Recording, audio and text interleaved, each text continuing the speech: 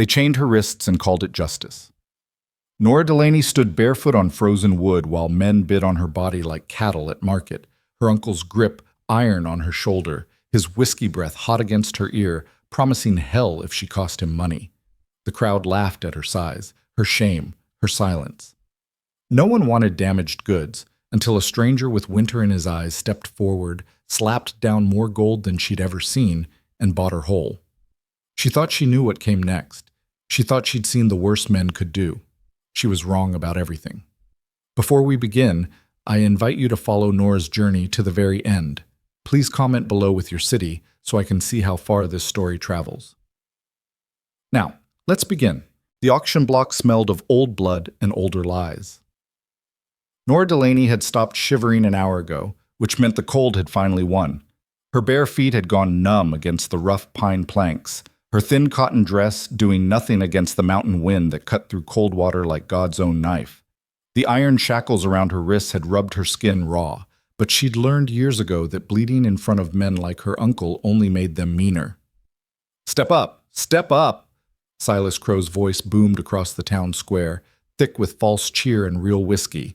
His hand clamped down on Nora's shoulder, fingers digging in hard enough to bruise. "Fine, strong girl here, good hips for bearing, hands that know work. Starting bid?" "She's fat as a Christmas hog," someone called from the crowd, and laughter rippled through the gathered men like poison through water. Nora kept her eyes down. She'd learned that too. Looking at them only invited worse. "Sturdy," I said, Silas corrected smoothly, though his fingers tightened until Nora's bones ground together. "Built for mountain winters. You boys know skinny girls don't last up here. This one's got meat on her, which means she'll survive birthing and hard work both." It wasn't the first time Nora had been reduced to livestock. It wouldn't be the last. The town of Coldwater perched on the side of the Rockies like something trying not to fall off. 300 souls, maybe, if you counted the drunks and the desperate. The kind of place where men outnumbered women 4-1, where loneliness bred meanness, and where the law was whatever the man with the most guns said it was. The auction platform stood in the center of the square, stained dark from years of similar transactions. Horses, furs, land claims, and occasionally, when debts ran high enough, people. Nora had watched her father sold here when she was 12. Heart attack killed him 3 months later, working someone else's claim. Her mother had followed within the year, grief doing what the mountains couldn't. That left Nora with Silas, her father's brother, who'd taken her in with all the warmth of a man taking in a stray dog he planned to work to death. 5 years of cooking his meals, mending his clothes, cleaning his house, and taking his backhand when the whiskey made him mean, which was most nights. Then last month, Silas had lost big at cards. Lost everything, actually. The house, the land, even his rifle. All he had left was Nora. And a man in debt is a man with no conscience at all. "She cooks?" asked a barrel-chested logger named Tom Sawyer, not the famous one, just another hard man trying to survive in a hard place. "Like an angel," Silas lied smoothly. Nora could cook, but angels had nothing to do with the beans and salt pork she'd been scraping together for years. Cleans too, sews, gardens, keeps the house proper. "She talks back?" "Only if you let her," Silas said, and squeezed her shoulder again in warning. "But a firm hand teaches quick. I've been too soft with her, that's truth. Man who takes her just needs to show her who's master." Nora's stomach turned. She'd known this was coming ever since Silas had come home that night 3 weeks ago, drunk and broke and looking at her like she was the solution to all his problems. She'd tried to run, got as far as the tree line before he'd caught her, dragged her back by her hair, and locked her in the cellar for 2 days to think about respect. The auction had been scheduled within the week. Legal, technically. A man could sell his kin's labor to settle debts, long as the transaction was public and recorded.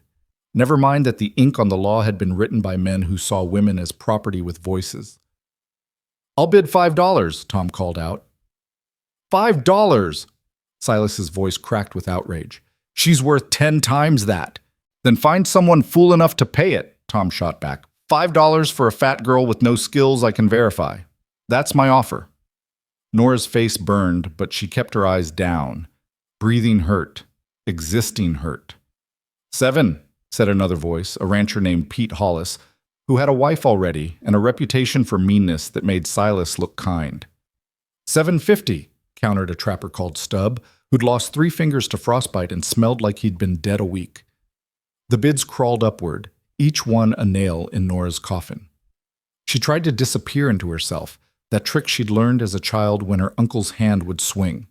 If she could just make herself small enough, quiet enough, maybe she could survive whatever came next. She knew how this ended. She'd be sold to whichever man offered the most money, and then she'd belong to him, legal and binding. He could work her, beat her, use her however he wanted, and the law would call it marriage or employment or whatever pretty word made it easier to swallow. She'd cook his meals and warm his bed and birth his children until her body gave out or he got bored enough to sell her to someone worse. That was the future she could see, clear as mountain water. And there wasn't a single thing she could do to stop it. $12, Pete Hollis called, and the crowd murmured. That was real money for a town like Coldwater. Silas grinned, showing tobacco-stained teeth. $12. Now we're getting somewhere. Anyone else? 12 going once? 13, said Stubb, sounding annoyed. 14, Pete shot back immediately. Silas's grip on Nora's shoulder turned possessive, triumphant. She was going to bring him enough money to get back in the game, maybe buy back his house. She was going to save him, and he was going to sell her to do it. 14 going once. Silas's voice rang out like a church bell at a funeral. 14 going twice. $50. The voice came from the back of the crowd, quiet but clear as a rifle shot. Every head turned. A man stood at the edge of the square, tall and lean as a lodgepole pine, with dark hair going gray at the temples and eyes the color of a frozen lake. He wore buckskin and wool, a knife at his belt, and a rifle slung across his back. Everything about him said mountains, the hard kind, the kind that didn't forgive mistakes. Nora had never seen him before. In a town of 300, that meant he wasn't from here. And men who lived alone in these mountains were either running from something or becoming something worse. The crowd parted as he walked forward, silent now. Even Pete Hollis shut his mouth.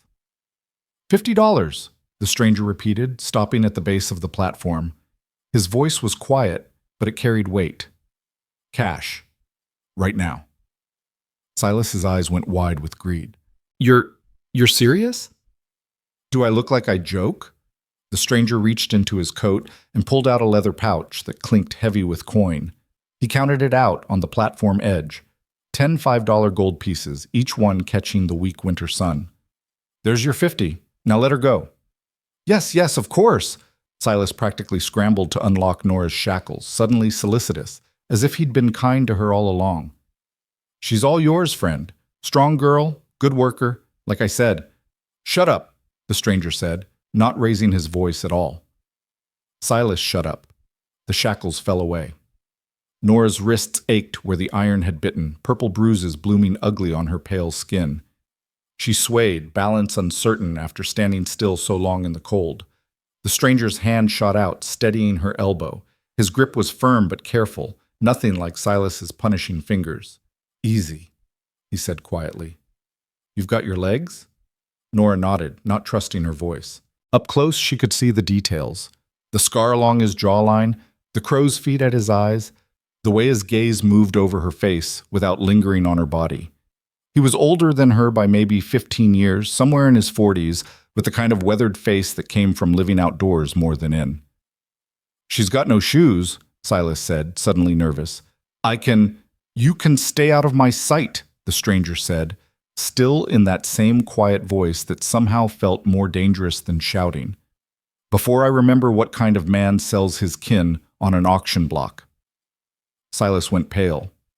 For a moment, Nora thought he might argue, might try to negotiate for more money or make some excuse, but something in the stranger's eyes stopped him cold. He grabbed his gold and disappeared into the crowd like smoke. The stranger looked down at Nora's bare feet, then up at her face. You walk, or should I carry you? I can walk, Nora managed, though her voice came out rough and small. Then walk. He turned and started toward the edge of town, not looking back to see if she followed. Nora's feet screamed protest as she stumbled after him, the frozen ground like knives against her soles. But fear drove her forward. She'd been sold. She belonged to this man now, whoever he was. And if she didn't follow, she didn't know what would happen. The crowd watched them go in silence. No one tried to stop them. No one spoke up for Nora, asked if she was all right, offered her shoes or kindness or hope. They just watched her walk away with the strange mountain man, another transaction completed, another problem solved. That was Coldwater. That was life. The stranger's horse waited at the edge of town, a big black gelding with patient eyes. He pulled a blanket from his saddlebag and wrapped it around Nora's shoulders without asking, then swung up into the saddle. "You ride behind me," he said, reaching down. "Hold on." Nora took his hand and let him pull her up. The horse shifted under the extra weight but steadied quickly. She wrapped her arms around the stranger's waist, feeling the solid warmth of him through his coat, trying not to think about what happened next. They rode out of Coldwater in silence, climbing into the mountains as the afternoon sun slanted long and gold through the pines. Nora watched the town disappear behind them, growing smaller and smaller until it was just a smudge against the white landscape. Gone. Everything she'd ever known, miserable as it was, gone. "What's your name?" the stranger asked after maybe an hour of riding. "Nora," she said quietly. "Nora Delaney." "Flint Archer." "Where are we going?" "My cabin. 2 more hours up." 2 hours.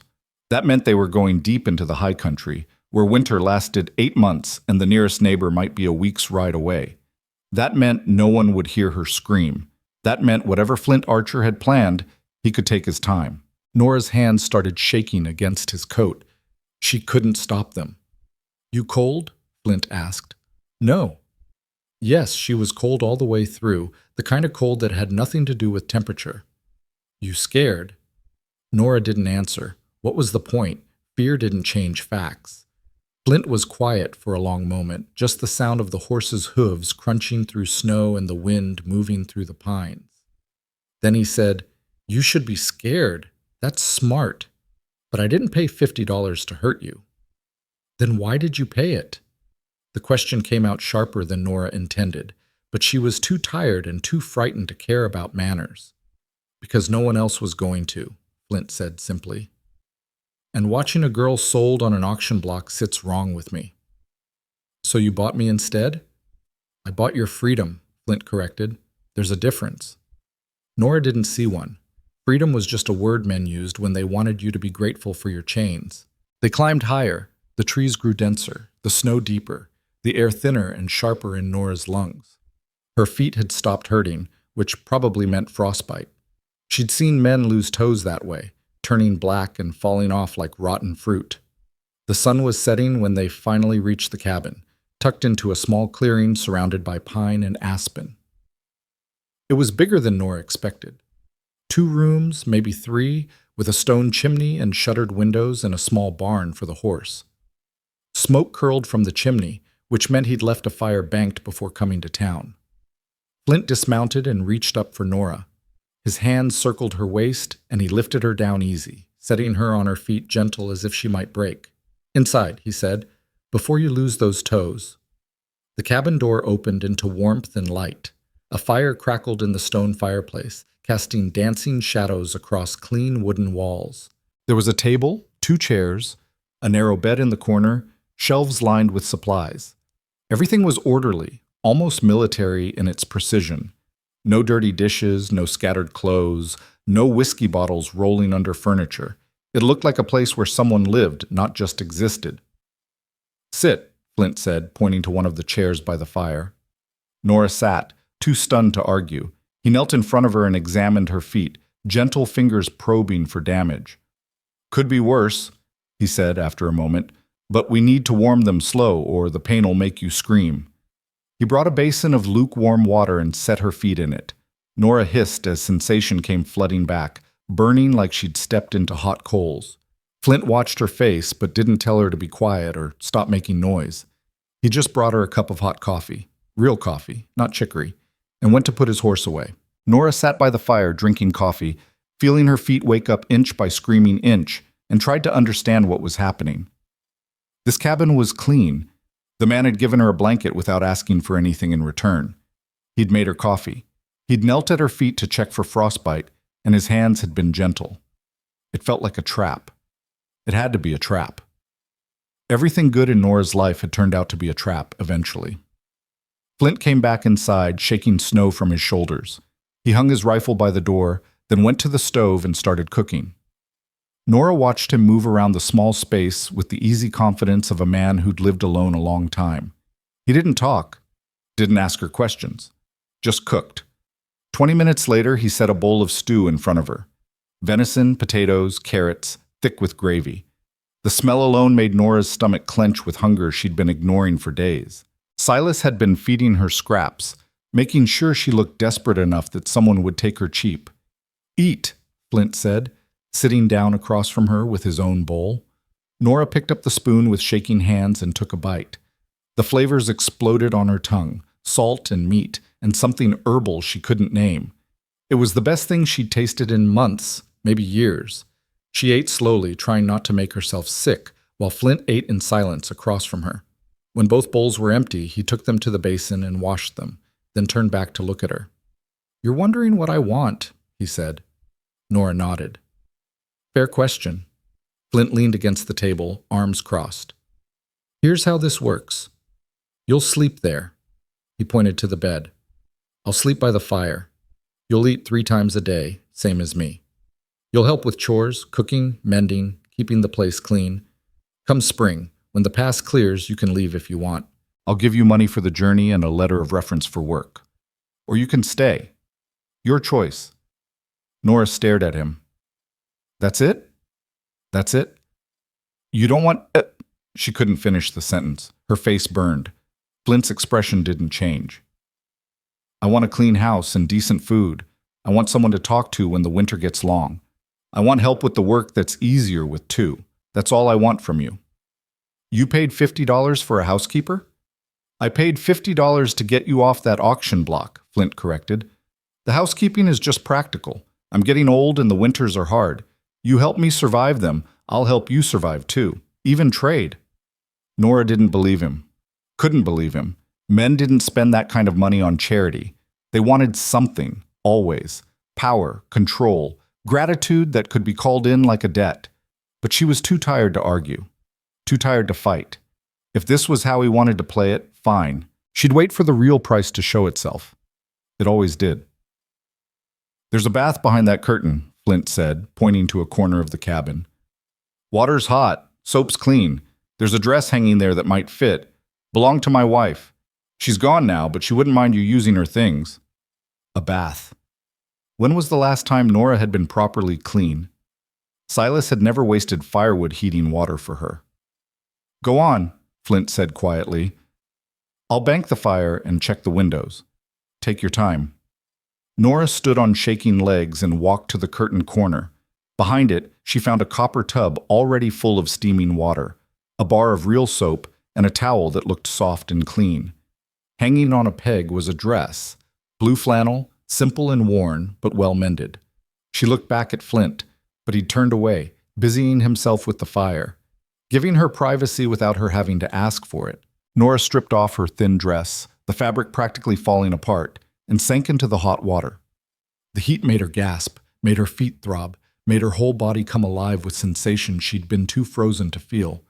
She scrubbed herself raw with the soap, washing away days of fear and filth and shame, until the water ran gray and her skin was pink. When she finally emerged, wrapped in the towel, she found the dress fit reasonably well. A little loose in places, but warm and clean and whole. She felt almost human. Flint was sitting by the fire when she came out, whittling something from a piece of wood. He looked up, nodded once, and went back to his work. No comments about how she looked. No expectations in his eyes. Just acknowledgement that she existed. "Bed's yours," he said without looking up. "I don't snore too loud, but if I do, throw something at me." Nora climbed into the bed, still half convinced this was some kind of elaborate joke, and pulled the blankets up to her chin. They smelled like cedar and pine, clean and fresh. The mattress was stuffed with something soft, feathers maybe, or dried grass, and the pillow cradled her head like it had been waiting for her. She stared at the ceiling, listening to Flint's knife against wood, the fire crackling, the wind outside howling like something alive. Her mind spun in circles, trying to understand what kind of game he was playing, what he really wanted when the trap would spring. But eventually, exhaustion won. For the first time in 5 years, Nora fell asleep without listening for footsteps, without waiting for a door to creak open, without wondering if tonight would be the night things got worse. She slept like the dead and dreamed of nothing at all. When she woke, gray morning light filtered through the shutters and the smell of coffee and frying bacon filled the cabin. Flint stood at the stove, his back to her, cooking breakfast like it was the most natural thing in the world. "Morning," he said without turning around. "Coffee's hot." Nora sat up slowly, disoriented. The bed was still warm. The cabin was still clean. Last night hadn't been a dream. She'd been bought by a stranger and brought to a cabin in the mountains, and somehow she'd survived the night with her dignity intact. It didn't make sense. Nothing about Flint Archer made sense. But as Nora swung her legs out of bed and walked to the table where a cup of coffee waited, she felt something she hadn't felt in a long time, something so foreign she almost didn't recognize it. She felt safe. It wouldn't last. It couldn't last. But for this one morning, in this one place, Nora Delaney let herself believe that maybe, just maybe, she'd been wrong about everything. The first week passed in a blur of disbelief and caution. Nora woke each morning to find Flint already up, coffee made, fire stoked, moving through his routines with the quiet efficiency of a man who'd lived alone so long he'd forgotten how to make unnecessary noise. He'd nod at her, pour her coffee, and head outside to check his trap lines or split wood or tend to whatever needed tending in the endless work of mountain survival. She'd watch him go, then move through the cabin like a ghost, cleaning what was already clean, organizing what was already organized, trying to find her place in a space that didn't seem to need her. But Flint had been right about one thing. The work was easier with two. On the third day, he brought her outside to show her the woodpile. "Winter up here lasts 8 months, he said, his breath fogging in the cold air. "We'll burn through a cord every 2 weeks, maybe more when it gets brutal. I split, you stack. Fair?" Nora nodded, pulling the too large coat he'd given her tighter around her shoulders. It had belonged to his wife, too. Everything had. The cabin was full of ghosts Flint never mentioned but couldn't quite let go of. They worked in silence, the rhythm easy, his axe splitting logs with clean, powerful strokes, her hands stacking them in neat rows against the cabin wall. The work made her muscles burn, made her breathe hard in the thin mountain air, but it felt good, honest, like she was earning her place instead of just occupying it. "You're strong," Flint said after an hour, pausing to wipe sweat from his forehead despite the cold. "Stronger than you look." "I've worked before," Nora said quietly. Silas wasn't much for doing his own chores. Flint's jaw tightened at the mention of her uncle, but he didn't comment, just went back to splitting wood. That night, as they ate venison stew by the fire, Flint's cooking, still, because Nora hadn't yet worked up the courage to take over the stove. He asked, "How long were you with him?" 5 years, since my parents died." "And before that?" "Before that, I had a mother who sang while she cooked and a father who taught me to read." Nora's voice stayed flat, emotionless. "Facts. Just facts." "Then the mountain took them both, and I got Silas instead." Flint was quiet for a long moment, knife and fork still in his hands. "The mountain takes a lot," he said finally. "It doesn't give much back. But you stay." "I stay." He didn't elaborate and Nora didn't push. They were both running from something, she figured. The mountain was a good place for that. By the end of the first week, Nora had learned the geography of Flint's world. The barn where the horse and 2 milk goats lived, the smokehouse where he cured meat, the root cellar dug deep into the hillside where vegetables and preserves waited out the winter. She learned that Flint trapped beaver and fox, sold the pelts twice a year when the pass was clear, and lived on what the mountain provided the rest of the time. She learned that he rose before dawn and worked until dark, that he spoke maybe 20 words a day if you were lucky, and that he had a way of looking at things, trees, animals, weather, like he could read messages written in a language she'd never learned. She also learned that he'd been telling the truth about sleeping by the fire. Every night he'd lay out his bedroll, bank the fire, and wish her good night. Every morning she'd wake to find him already up, the bedroll folded and stored, no evidence he'd ever been there except the smell of fresh coffee. On the 8th day, Flint came back from checking his trap lines with blood on his hands and a strange look on his face. "Need your help," he said, setting his rifle by the door. "Found something in one of my traps." Nora followed him outside, through the snow and into the tree line where he'd set his traps. 20 yards in, she saw it, a fox, russet and silver, caught by its front leg in the steel jaws. But unlike every other trapped animal she'd ever seen, this one wasn't thrashing or screaming. It just lay there in the snow, panting, watching them approach with dark, intelligent eyes. "Trap's been on her maybe an hour," Flint said quietly, kneeling a few feet away. "But she's stopped fighting. That means she's either giving up or she's figured out thrashing makes it worse." "So let her go," Nora said, confused. "If she's no good for pelts, she's perfect for pelts. Prime winter coat, no damage except the leg." Flint pulled his knife from his belt, but he didn't move toward the fox. "That's the problem." Nora looked at him, then at the fox, then back at him. "I don't understand." "Not everything you catch is meant to be kept," Flint said, and something in his voice made Nora's chest tighten. "Sometimes you catch something that's too smart, too aware, too much itself to be turned into a coat. Sometimes the right thing is to let it go, even if it costs you." He moved forward slowly, talking in a low, steady voice. "Easy now, girl. I know it hurts. I know you're scared, but if you bite me, we both lose." The fox watched him, ears flat, but didn't snap when Flint's hands closed around the trap. "Nora, come here. I need you to hold her still while I open this." Nora knelt in the snow, her heart pounding. Up close, the fox was beautiful. Delicate bones, thick fur, eyes like amber. "What if she bites me?" "Then you'll bleed," Flint said bluntly. "But she won't. Not if you're gentle. Cup her head, like this. Don't grab, just steady her. Let her know you're not here to hurt her." Nora did as he said, her hands shaking as she touched the fox's head.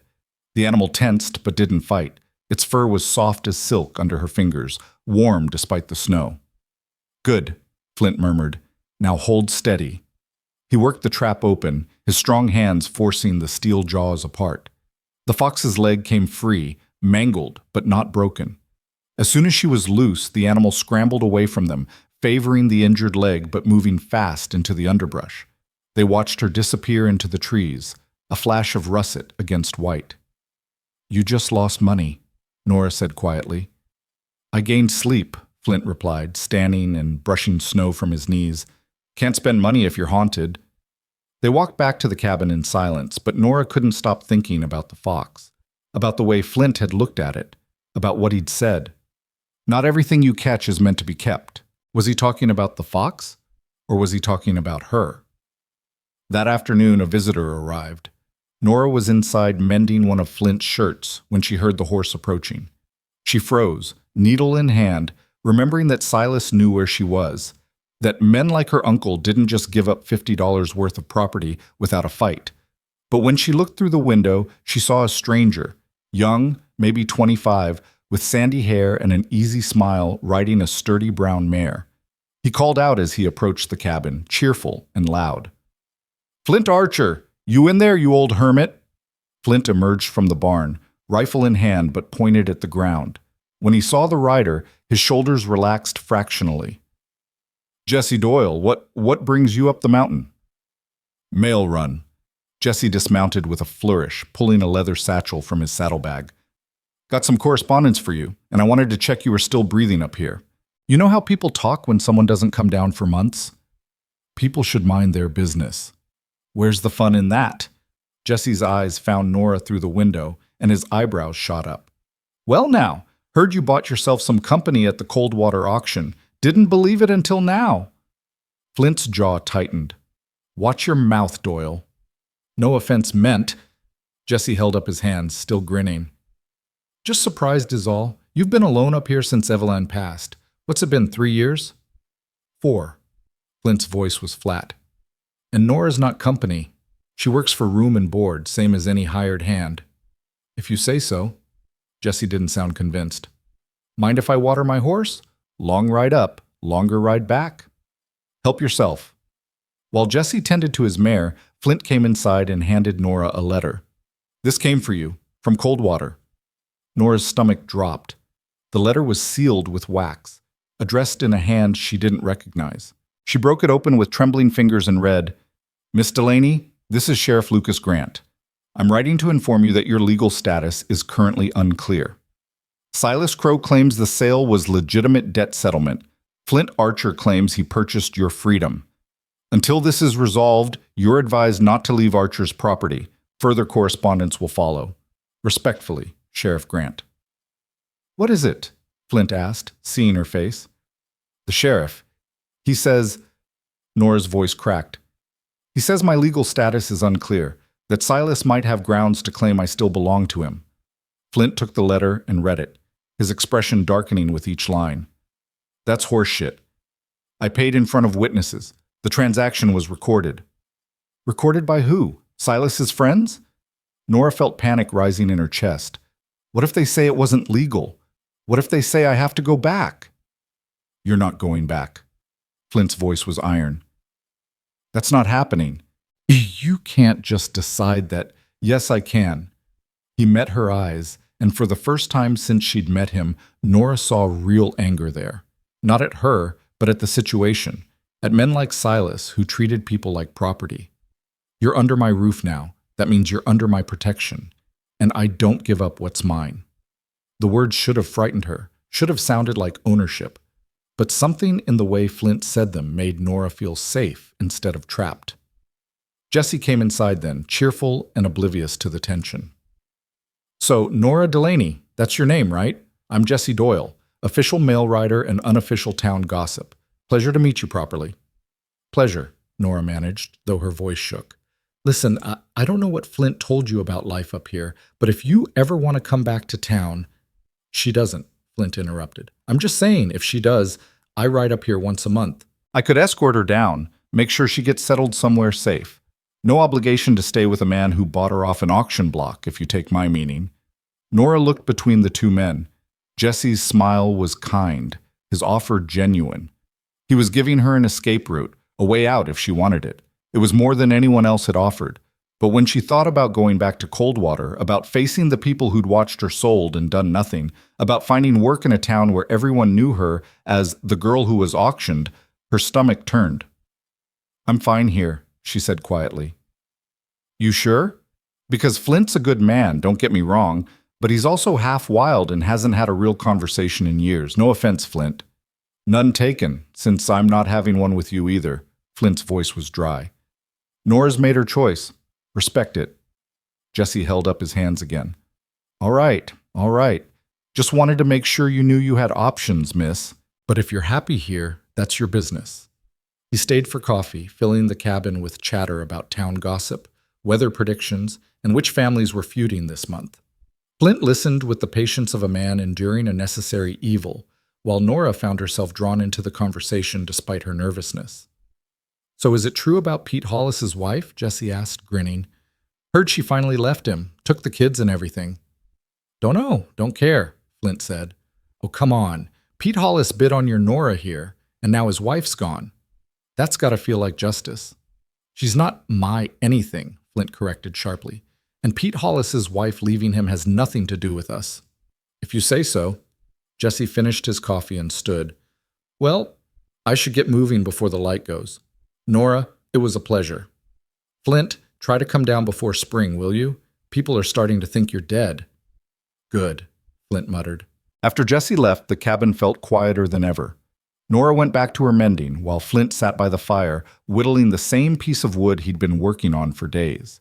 The silence stretched between them, not uncomfortable but heavy with unspoken thoughts. "You could have gone with him," Flint said finally. "I wouldn't have stopped you." "I know." "So why didn't you?" Nora set down her needle and looked at him. "Because down there, I'm the girl who was sold. Up here, I'm just Nora." Flint nodded slowly, like she'd answered a question he'd been afraid to ask. "Just Nora works for me." That night, after supper, Flint surprised her by talking, not about work or weather or practical things, but about his life before. "Evelyn was a teacher," he said, staring into the fire. "Came west to teach in Coldwater, thought she could civilize the place. We met when I brought furs down to sell. She was tiny, tough as nails, and she laughed at my jokes even though they weren't funny." "How long were you married?" 10 years, best decade of my life. Flint's hands were still, the whittling forgotten. She got sick 3 winters back. Fever, pneumonia, I don't know. By the time I could get her down to town, it was too late. She died in the doctor's office, holding my hand, telling me it was all right. I'm sorry, Nora said quietly. She was wrong, though. It wasn't all right. Still isn't. He looked at Nora then, really looked at her. But having you here helps. The cabin feels less empty, less like a tomb. Nora didn't know what to say to that, so she said nothing, just sat with him by the fire, letting the silence be enough. The second week brought snow, thick and relentless, burying the world under 3 feet of white. They were trapped inside for days, working by firelight, eating from Flint's well-stocked stores, learning to exist in each other's space without friction. Nora discovered that Flint could read, that he had a small shelf of books, Shakespeare, Bible, almanacs, and a collection of dime novels so worn the pages were falling out. She read to him in the evenings, her voice filling the cabin with stories of distant places and impossible adventures. Flint listened while he worked, his hands always busy, repairing traps, mending leather, carving small figures from wood that he never showed her until they were finished. "You're good at that," Nora said one night, watching him shape a tiny bird from a chunk of pine. "Keeps my hand steady," Flint replied. "Trapping takes precision. You hesitate, you miss. You rush, you get hurt." Is that a metaphor? It's just facts. But there was a hint of a smile at the corner of his mouth. On the 15th day, Nora finally worked up the courage to take over the cooking. She made bread, not the fancy kind her mother used to make, but the simple, dense loaves that could survive mountain winters. When she pulled them from the fire, golden and steaming, Flint examined them with the seriousness of a judge at a fair. "Not bad," he said, tearing off a chunk and chewing thoughtfully. "Could use more salt." "Could use someone who isn't criticizing," Nora shot back, surprising herself. Flint's eyebrows rose. Then he laughed, a real laugh, rusty and rough from disuse. "There she is. Was wondering when you'd start talking back." "I can stop if you prefer." "Don't." Flint met her eyes. "I've had enough people who kept quiet and didn't say what they meant. Evelyn used to tell me exactly what she thought. No sugarcoating. I miss that." After that, something shifted. Nora found herself speaking more, asking questions, offering opinions on everything from the best way to stack firewood to whether God bothered with people who lived in mountains. Flint answered when he felt like it, ignored her when he didn't, and sometimes just grunted in a way that could mean anything. But they were talking, actually talking. 3 weeks into her time on the mountain, Nora woke from a nightmare that left her gasping and shaking. In the dream, she'd been back on the auction block, but this time no one bid at all. They just watched her stand there until she froze solid, turned to ice, and shattered. "Nora?" Flint's voice came from his bedroll by the fire, rough with sleep. "You all right?" "Fine," she managed. "Just a dream." She heard him moving, then footsteps crossing the cabin. A moment later, he set a cup of water on the table beside the bed. "Drink. Bad dreams make you thirsty." Nora sat up and drank, her hands still shaking. Flint stayed nearby, not crowding but present, a solid shadow in the darkness. "They'll stop eventually," he said quietly. "The dreams. Or at least they'll change. Won't be as sharp." "How do you know?" "Because I had them too, after Evelyn died. Still do sometimes." He was quiet for a moment. "Dreams are how your mind processes what it can't face during the day. Give it time." "And if I don't have time, what if Silas comes back? What if the sheriff decides?" "Then we'll deal with it." Flint's voice was steady, certain. "But worrying about what might happen just steals sleep from what is happening. Right now you're safe, warm, and fed. That's enough." Nora wanted to argue, to explain that nothing in her life had ever been enough, that safety was always temporary and warmth always conditional. But Flint's presence, his calm certainty, made her want to believe him. "Thank you," she whispered, "for the water." "Go back to sleep, Nora. Morning comes whether you're rested or not."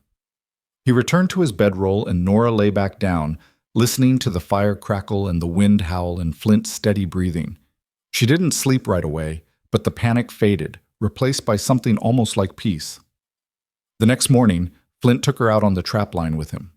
The snow had stopped, leaving the world crystalline and impossibly beautiful under hard blue sky. They moved through the forest in silence, checking each trap. Some held animals, which Flint dispatched quickly and cleanly, and some held nothing but hope. At the last trap, Nora saw fresh tracks circling but not entering. Fox tracks, delicate as lace in the snow. "Is that her?" she asked.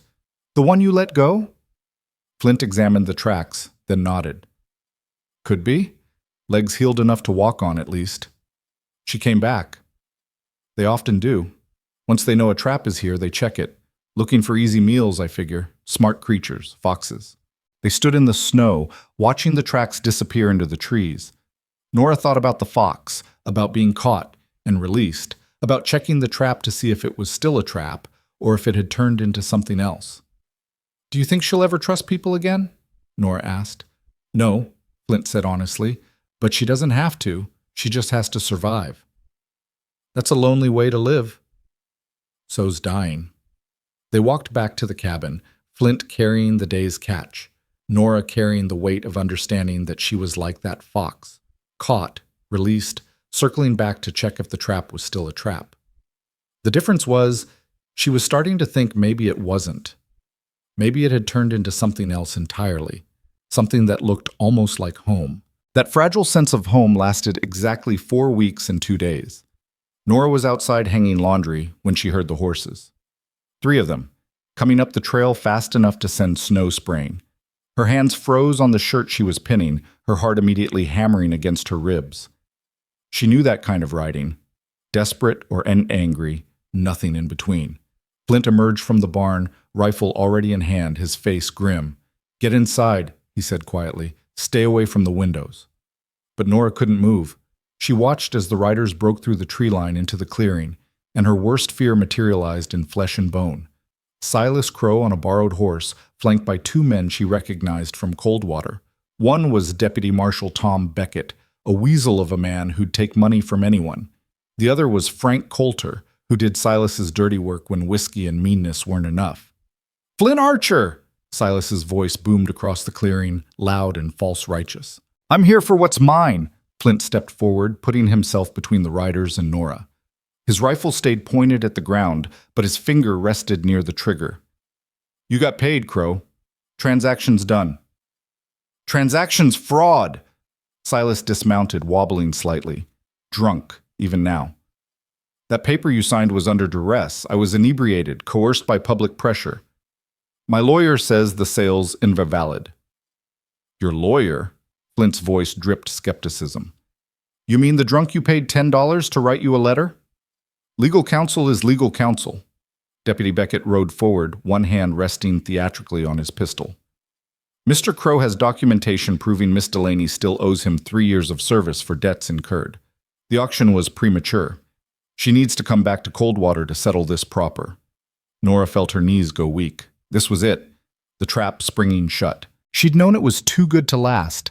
Known that men like Silas didn't just let $50 walk away. Known that the law was whatever powerful men said it was. "Show me the documentation," Flint said flatly. Beckett pulled a folded paper from his coat and held it up, not close enough for Flint to read. "All legal and proper, signed by Mr. Crow and witnessed by 2 upstanding citizens." Upstanding citizens named Frank Coulter and Pete Hollis? Flint's voice was scathing. "One's a thug and the other beats his wife. Some witnesses." "You questioning their integrity?" Frank Coulter spoke for the first time, his voice like gravel. He was a big man, thick through the shoulders, with hands scarred from fighting. "Because we could settle that right now." "Could," Flint agreed mildly, "but then who'd drag your body back to town?" The clearing went silent except for the wind and the horses shifting nervously. Nora pressed her back against the cabin wall, trying to make herself small, trying not to exist. "I don't want trouble," Silas said, switching tactics to wounded uncle. "I just want what's rightfully mine. The girl owes me. Her father owed me. That debt passes down. That's the law. She works it off or she pays it off." Flint here just complicated things by thinking he could buy what wasn't for sale. "I was at that auction," Flint said coldly. You put her on a block and called for bids. That makes her for sale. Under duress, like I said, I was desperate, drunk, not thinking clear. A man can't be held to contracts made in that condition. But a girl can be held to debts she didn't make? Flint's rifle came up slightly, still not aimed but ready. That's convenient logic. Deputy Beckett cleared his throat officiously. Mr. Archer, I appreciate your concern for Miss Delaney's welfare, but the law's the law. She needs to come with us for proper adjudication. You resisting would be obstruction, and you three coming up here with fake papers would be what? Community service? Those papers are legal. Then show them to me properly. Let me read them. Let me see the signatures and the seals and whatever bullshit you've cooked up. Beckett hesitated, which told Flint everything he needed to know. That's not how this works. You're not a lawyer or a judge. You're just a mountain man who made a bad purchase. The only bad purchase here is your badge, Flint said. I'm guessing Silas paid you $50 to come up here and fetch his property. That's bribery, Beckett. Real sheriffs don't take kindly to that. Real sheriffs aren't here, Frank Coulter said, dismounting. Just us. And we're taking the girl. You can argue with lawyers later. He started forward. Flint's rifle came up smooth and fast, aimed at Coulter's chest. Take one more step and I'll show you what mountain justice looks like. Coulter stopped, but he was grinning. You going to shoot 3 men over a fat girl you bought for pity? The words hit Nora like a slap. Fat girl. Bought for pity. Everything she'd feared about herself, about why Flint had helped her, crystallized in those words. I'm going to shoot 3 men over a human being you're trying to steal, Flint corrected. Whether I shoot to kill or shoot to maim depends on how stupid you are in the next 60 seconds. You shoot me, you hang, Beckett said, trying to sound authoritative. That's assaulting an officer of the law. Officer of the law doesn't trespass on private property with forged documents, Flint replied. Now you've got 2 choices. Turn around and ride back to Coldwater, or find out how good a shot I am when I'm defending my home. Silas's face turned purple with rage. She's my blood, my niece, I got rights. You sold those rights for $50. Flint's voice never wavered, never rose. That same quiet certainty that made strong men nervous. You stood in front of the whole town and auctioned her like livestock. You don't get to take it back just because you spent the money and want more. She owes me. She owes you nothing. I raised her, fed her, kept a roof over her head after her parents died. You mean you worked her like a slave and took your frustrations out with your fists, Flint said, and Nora realized she must have talked in her sleep, must have said things she didn't remember saying. That's not raising a child, that's using one. Silas went for his gun. It was a stupid move, clumsy with drink and rage, but it was enough to make everything explode into violence. Flint's rifle cracked once, sharp and clean. Silas's gun spun from his hand, his fingers bleeding. He screamed and fell back, clutching his hand. Frank Coulter drew fast, but Flint was faster. The rifle cracked again, and Coulter's horse reared, spooked by the shot that had gone so close to the man's head, his hat flew off. The horse bolted, carrying Coulter 50 yards before he could rein it in. Deputy Beckett sat frozen on his horse, hands up, suddenly remembering that his fake badge wouldn't stop bullets. Now hold on. No one needs to die here. Then leave, Flint said simply. He'd already reloaded, the rifle aimed at Beckett's chest. Take your fraud and your fake documents and get off my mountain. You shot me, Silas wailed, blood dripping through his fingers. He shot me. You're all witnesses. I'm witnessing trespass, attempted theft, and a man who shouldn't have been playing with guns while drunk, Flint said. Sheriff Grant's going to hear a very different story than the one you're planning to tell. Beckett looked between Flint, the bleeding Silas, and Frank Coulter, who was still trying to calm his horse. The math was simple. 3 men with lies versus 1 man with truth and a rifle. They were on his property. They'd come with forged papers. And Flint Archer had a reputation in these mountains that went back 20 years.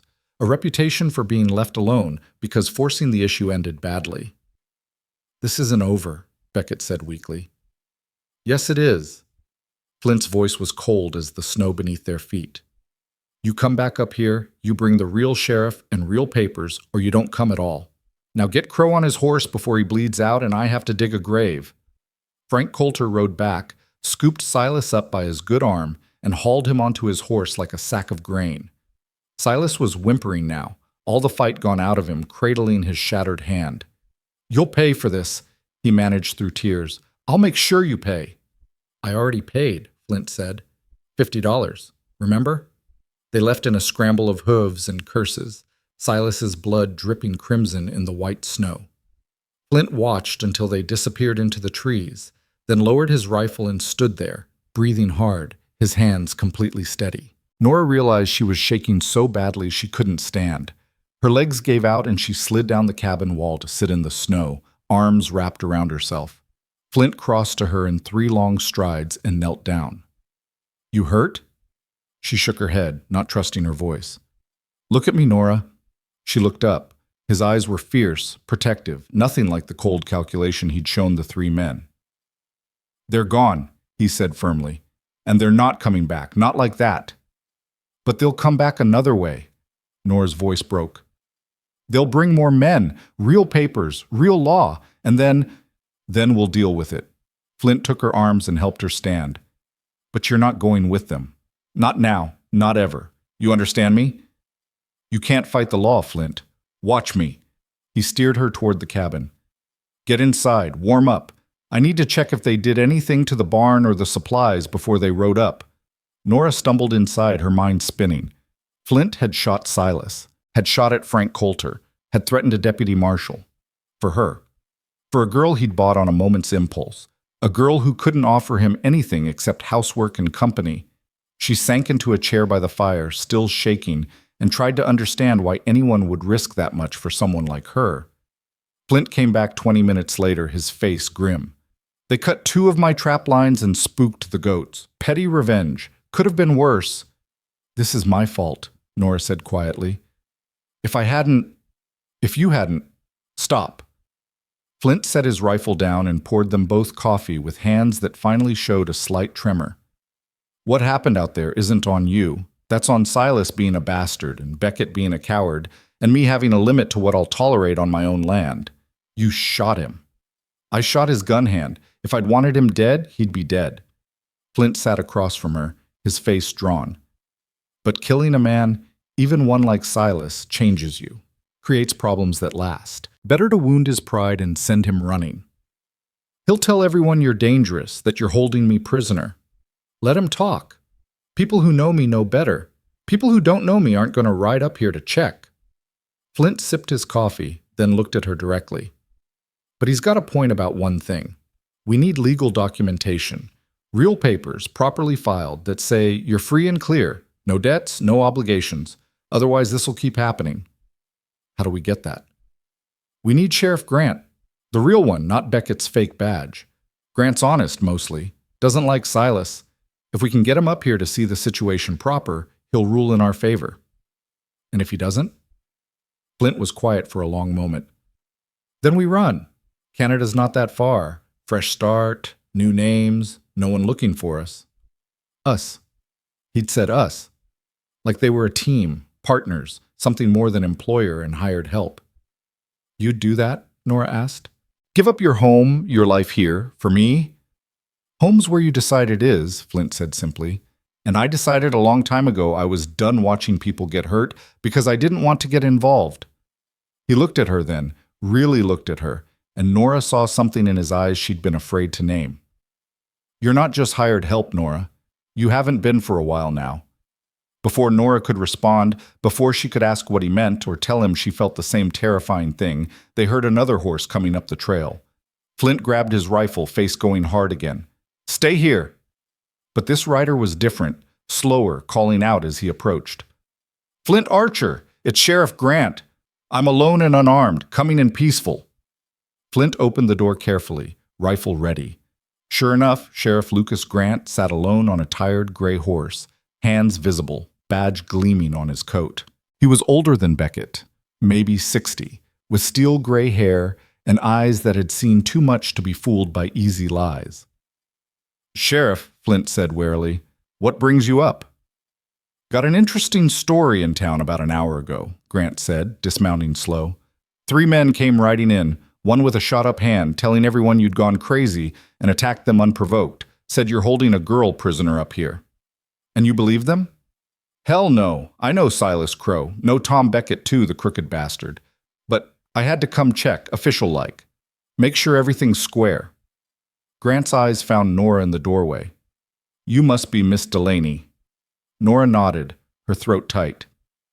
You hear of your own will? Flint treating you right? You want to leave? The questions were direct, no room for lies. Nora thought about everything that had happened, about the auction block and the clean cabin and the fox in the trap and the man who'd shot her uncle to keep her safe. I'm here because I choose to be, she said clearly.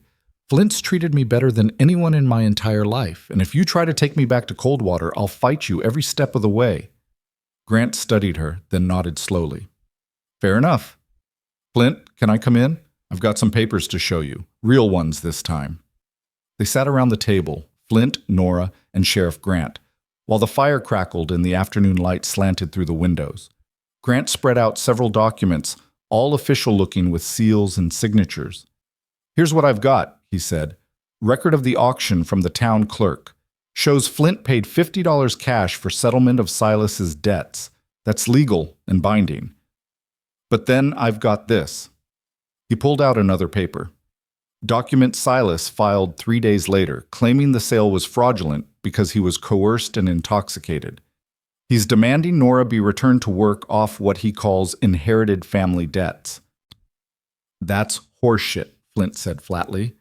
Agreed, but legally it's complicated horseshit. Grant looked at Nora. Your father owed Silas money? I don't know, Nora said honestly.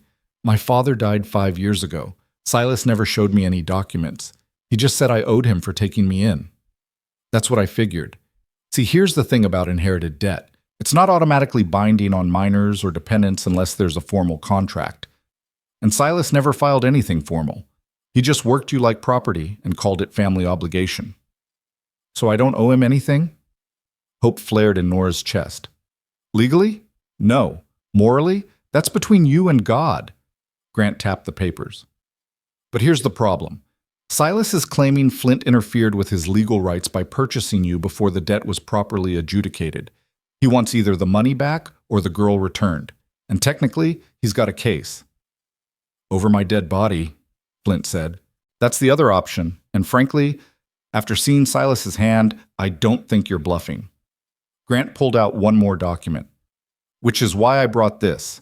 It's a writ of emancipation. Declares Nora Delaney a free woman with no debts, no obligations, and no legal ties to Silas Crow. She signs it, I witness it, it gets filed with the territorial court. Done and done. Nora stared at the paper like it might disappear if she breathed too hard. Why would you do this? Because I'm tired of men like Silas treating people like property, Grant said bluntly. And because Flint Archer's one of the good ones, even if he is half wild and antisocial. He did a decent thing buying you off that block. I'm not going to punish decency. What about Silas? Flint asked. He's not going to let this go. Silas is going to shut his mouth and count himself lucky I don't charge him with fraud and attempted kidnapping. Grant's voice hardened. I already had a talk with him and Beckett. Told them if they come near you two again, I'll lock them both up. Beckett lost his deputy badge, by the way. Real Marshal wasn't happy to hear he'd been taking bribes. And if they ignore you, then you shoot them, and I'll call it self-defense. Grant slid the emancipation paper across the table to Nora. Sign here, Miss Delaney. Start your life over. Nora's hand shook as she picked up the pen. She'd never signed anything official in her life, never had anything that was legally hers except debt and shame. The pen felt heavy, like it weighed as much as her future. She signed Nora Grace Delaney, in careful letters her mother had taught her a lifetime ago. Grant witnessed it, added his seal, and folded the document carefully. I'll file this tomorrow. As of right now, you're a free woman. No debts, no obligations, no one owns you or your labor except yourself. Free. The word felt impossible, too big to fit inside her chest. Thank you, she whispered. Thank Flint, Grant said, standing. He's the one who started this mess by caring when no one else did. He looked at Flint. You planning to marry her proper? Flint went very still. That's between us, Sheriff. Fair enough. But if you do, make sure I'm invited. I'd like to see something good come out of this whole ugly business. Grant headed for the door, then paused. One more thing. There's talk in town. People saying you bought yourself a wife, Flint. Saying the girl's simple or desperate or worse. You know how people are. I know, Flint said quietly. Just thought you should hear it from me first. Give you time to decide how much you care what folks say. I don't, Flint said. Never have. Figured, but she might. Grant nodded at Nora. You take care, Miss Delaney. You need anything, you send word. He rode out as quietly as he'd come, leaving Nora and Flint alone in the cabin with the emancipation paper on the table between them like a bridge or a wall, depending on how you looked at it. Nora touched the paper gently, still not quite believing. I'm free. You're free, Flint confirmed, which means I can leave whenever I want. Whenever you want? And you won't stop me? Never planned to. Flint stood and went to tend the fire, giving her space to breathe. That was always the deal, Nora. I bought your freedom, not your life. But Nora didn't want space. She wanted answers. Why did you do it, really? And don't say it was just because it felt right. $50 is too much money for a good feeling. Flint was quiet for a long time, staring into the fire. When he spoke, his voice was soft, almost hesitant. When Evelyn died, I stopped seeing people. Stopped going to town except when I had to. Stopped caring about anything except surviving one more day. I was alive, but I wasn't living, you understand? Nora nodded. Then I saw you on that block, barefoot in the snow, trying so hard to disappear, and I thought, there's someone who knows what I know, that sometimes surviving's all you've got. He turned to look at her. I didn't buy you to save you, Nora. I bought you because I needed saving too. Because this cabin was a tomb, and I was a ghost haunting it. I needed someone who understood what it meant to be broken, because broken people don't expect you to be whole. The honesty of it hit Nora like a physical blow. He hadn't saved her out of pity or charity or even goodness. He'd saved her because he was drowning too, and misery recognizes its own. And now? She asked. Are you still broken? Less than I was. Flint's eyes met hers. You make this place feel alive again. Make me feel alive again. I don't know what to call that except important. Important. Not love, not romance, just important. It was the most honest thing anyone had ever said to her. I don't want to leave, Nora said quietly. I thought I did. Thought maybe I was just scared to try. But I don't. I want to stay here with you and learn how to be alive instead of just surviving. Something shifted in Flint's expression. Relief and fear mixed together. You're sure? Because once spring comes and people see you're still here, they'll assume things. They'll call you my woman, whether that's true or not. Let them assume, Nora said. I'm done letting other people's words decide what I am. Flint crossed the cabin in 2 steps and took her hands, his grip warm and solid. Then stay, for however long you want, and we'll figure out the rest as we go. It wasn't a proposal. It wasn't even a promise. It was just truth, offered plain, and somehow that meant more than all the pretty words in the world. That night, Nora lay in bed listening to Flint's breathing from his bedroll by the fire, and felt something she hadn't felt since before her parents died. Hope. Real hope. The kind that survives winter and comes back in spring, stubborn and green and refusing to die. She was free. She was safe. She was choosing her own life for the first time ever. And if that life included a quiet mountain man who carved birds from wood and shot to wound instead of kill and looked at her like she was a person instead of property, well, that was a choice she could live with.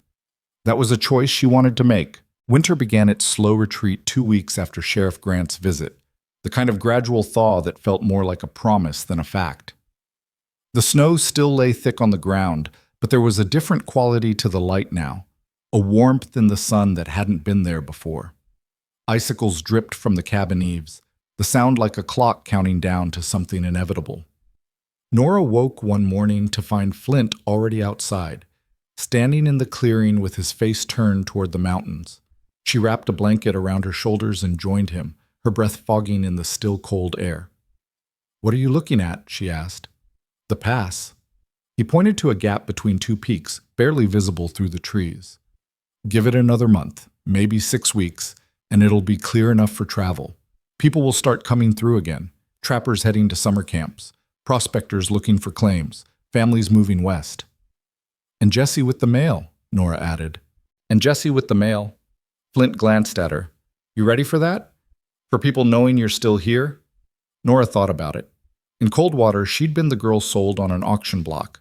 Up here, she was just Nora, a woman who chopped wood and made bread and read aloud in the evenings.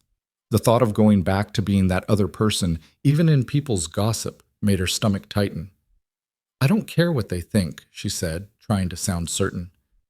You will when they say it to your face. Flint's voice was gentle but honest. Mountain people are blunt. They'll ask straight out if we're married, if you're his woman, why you're still here. You need to be ready with answers. What should I say? The truth. He looked at her then, something careful in his eyes. That you're here because you want to be. That I gave you a choice and you chose this. Beyond that, it's none of their damn business. But it felt like everyone's business as winter continued its slow fade into spring. The world was opening up again, and with it came the weight of other people's opinions, their judgments, their assumptions about what a woman alone with a man in the mountains must mean. Jesse Doyle rode up 3 weeks later, earlier than usual, his saddlebags bulging with mail and supplies.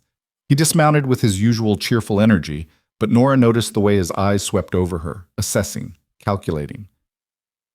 Well, Miss Delaney, he said with a grin that didn't quite reach his eyes. Still here, I see, and looking healthy too. Mountain life agrees with you. It does, Nora said carefully. Heard about the trouble with Silas? Word is Flint shot him. Jesse looked around. Where's the mountain man anyway? Checking trap lines, Nora said. Should be back within the hour. Jesse nodded and started unpacking his saddlebags, pulling out letters, newspapers, and packages wrapped in brown paper. Got something for you, actually. Letter from Sheriff Grant. Nora took the letter with trembling fingers. It was official, sealed with wax, and heavier than she expected. When she broke it open, she found a copy of her emancipation papers along with a note in Grant's careful handwriting. These are yours to keep. Show them to anyone who questions your status. You're free and clear, legal and proper. Respectfully, L. Grant. Good news? Jesse asked, too casual. Just documentation, Nora said, folding the papers carefully. Right, documentation. Jesse poured himself coffee from the pot Nora had left warming. Look, I'm going to be straight with you because I like you and I think you're in over your head. People in Coldwater are talking. They're saying Flint Archer bought himself a woman and she's too scared or too grateful to leave. They're saying you're not here by choice, you're here because you don't have anywhere else to go. What I am is none of their concern, Nora said, her voice sharper than she intended. Maybe not, but it's going to become your concern when they start treating you like Flint's property instead of your own person. Jesse set down his coffee and looked at her seriously. I'm offering again, Nora. I can take you down to Coldwater right now, help you find work, find a place to stay. You'd have your own life, your own money, your own choices. You wouldn't owe Flint anything. I don't owe him anything now, Nora said firmly. That's what the emancipation papers mean. I'm here because I choose to be. Are you? Or are you just too scared of what's out there to try? Jesse's voice was kind, but his words cut deep. I see this sometimes with women who've been through what you've been through. They find a man who's not actively cruel and they think that's the same as finding love. But settling for not cruel isn't living, Nora. It's just surviving in a nicer cage. The words hit harder because part of Nora wondered if he was right. Was she here because she wanted to be or because she was too frightened to want anything more? Was choosing Flint really a choice or just the least terrifying option? That's a cruel thing to say, she managed. It's an honest thing to say, Jesse corrected, and you deserve honesty. You deserve someone asking if you're happy, if this is really what you want, if you're building a life, or just hiding from one. What I'm doing is none of your business. You're right, it's not. Jesse picked up his hat. But when I ride through here in another month, and you're still here, still doing Flint's cooking and cleaning and keeping his bed warm, I sleep in the bed, he sleeps by the fire, Nora interrupted, her face burning. It's not like that. Jesse raised his eyebrows. Really? 4 months alone in a cabin and nothing's happened? He must be a saint, or you must be something he doesn't want. The casual cruelty of it made Nora's eyes sting. Jessie didn't mean to be hurtful. She could see that. He genuinely thought he was helping, thought he was offering her a better life. But his words burrowed under her skin and festered there. Something he doesn't want. Flint arrived then, materializing from the tree line like he'd heard his name. His eyes went from Nora's face to Jessie's, reading the tension immediately. "Problem?" he asked quietly. "No problem," Jessie said quickly. "Just delivering mail and making conversation. I should get going, actually. Long ride back." "Stay for supper," Flint said, but it wasn't really an invitation. It was a test. Jessie looked between them, then shook his head. "Another time. I've got deliveries down the mountain." He mounted his horse and tipped his hat to Nora. "You think about what I said, Miss Delaney. Offer stands." After he rode off, Flint stood very still, his face unreadable. "What did he say?" "Nothing important," Nora lied. "Nora," she sighed. "He offered to take me to Coldwater. Said people are talking, saying I'm here because I'm scared or grateful or too stupid to leave. He thinks you bought yourself a woman, and I'm too broken to know the difference." Flint's jaw tightened, but his voice stayed level. "And what do you think?" "I think Jessie Doyle talks too much," Nora said, trying to sound certain, but the doubt was there now, planted and growing. "I think people should mind their own business." "That's not what I asked." Flint stepped closer, his eyes searching her face. "I asked what you think. Are you here because you're scared? Because you're grateful? Because you don't know any better?" Nora wanted to say no, wanted to tell him she was here because she'd made a real choice, a free choice, but the words stuck in her throat because she didn't know anymore. "How did you tell the difference between choosing something and just being too afraid to choose anything else?" "I don't know," she whispered finally. "I thought I knew, but now I don't." Flint nodded slowly, like he'd expected that answer. "Then we need to find out." Over the next few weeks, Flint changed the unspoken rules they'd been living by. He started giving Nora money. Small amounts at first, coins from his trapping earnings that he'd press into her hand after selling pelts. "What's this for?" she asked the first time. "Wages. You've been working here 4 months. That's worth something." "I thought the deal was room and board." "Deal's changed," Flint said. "You're free labor anymore. You work, you get paid. Save it, or spend it, or burn it, I don't care. But it's yours." He also started teaching her things she'd need to know if she left. How to read a map and navigate by landmarks. How to tell which plants were edible and which would kill you. How to start a fire in the rain. How to field dress game. Practical skills, survival skills, the kind of knowledge that meant independence. "Why are you teaching me this?" Nora asked one afternoon as Flint showed her how to set a snare. "Because knowledge is freedom," he said simply. "Long as you depend on someone else for survival, you're not really free. You're just trading one kind of cage for another." "Are you trying to get rid of me?" "I'm trying to make sure you stay because you want to, not because you have to." Flint finished setting the snare and stood, brushing dirt from his hands. "There's a difference, Nora. And you need to know what it feels like to have real choices before you can make one that matters."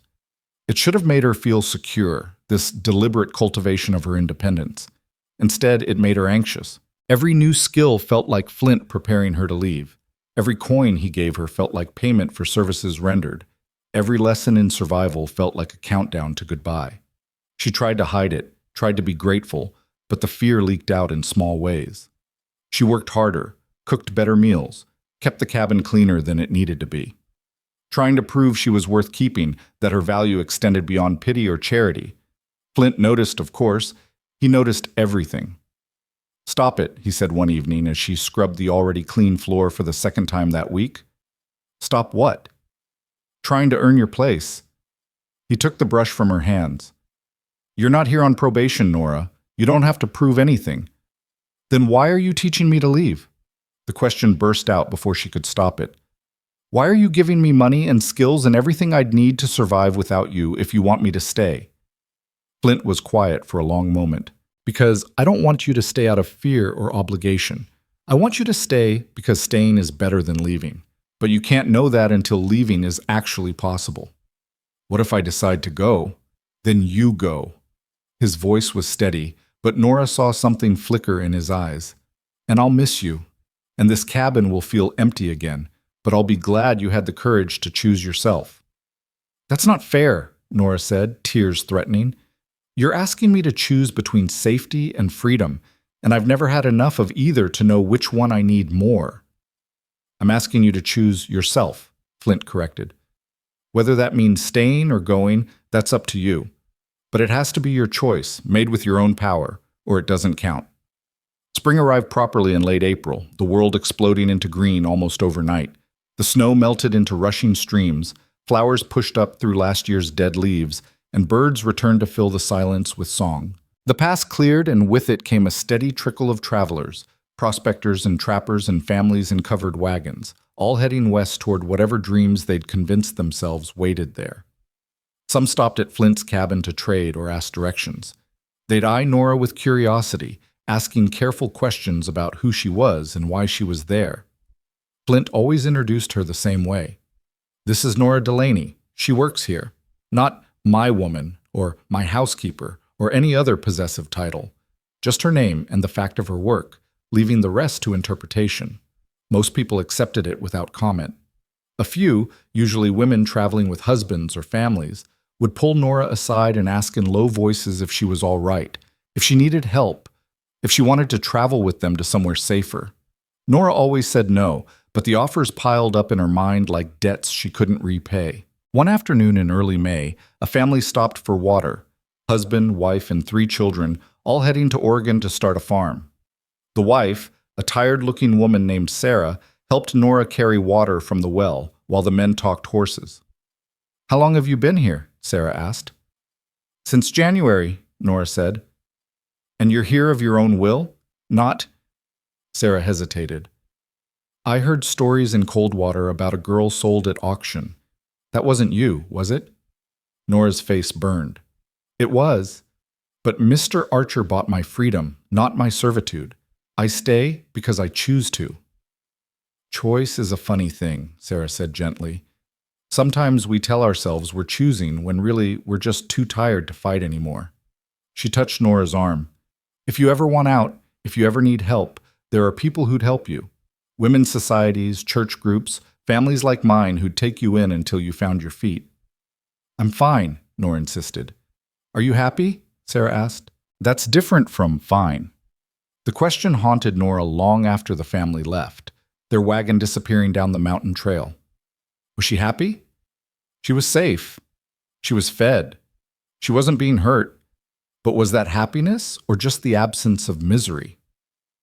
She thought about her mother, who'd laughed while cooking and sang while washing clothes.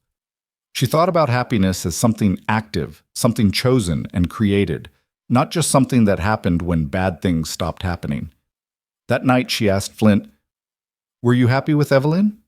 He looked up from the harness he was mending, surprised by the question. "Yes, most days." What made it happiness instead of just contentment? Flint thought about it, his hand still on the leather.